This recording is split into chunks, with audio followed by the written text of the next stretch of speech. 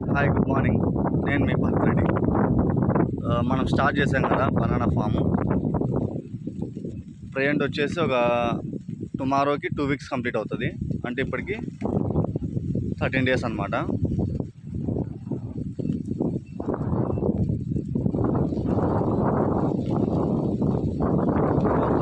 Plants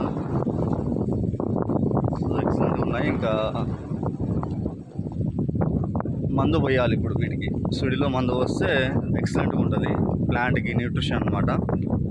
మనకి ఎట్లయితే protein shake, dry nuts, dry fruits juice, smoothie juices, fruit juices ఎలా అయితే తీసుకున్నామో అలాగా ప్లాంట్ కూడా నాటిన ప్లాంటేషన్ జరిగిన ఒక 15 days before or 20 days before లోపలే మనం వీటికి ఒక న్యూట్రిషన్ అనేది అందించగలిగితే కొంచెం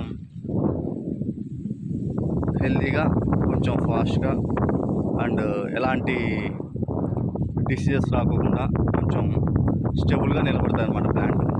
ఎందుకంటే నర్సరీలో చాలా స్మూత్గా పెరిగి ఉంటుంది. ఇప్పుడు వాతావరణంలో బయటపడ్డది కాబట్టి ఎండకి, వానకి, గాలికి ఎలాంటి ఇన్సెక్ట్స్ కానీ లేకపోతే ఫంగసైడ్స్ కానీ వాటెవర్ కాజెస్ ఉంటాయి కదా, డ్యామేజ్ చేసేవి, వాటిని దూరం పెట్టచ్చు.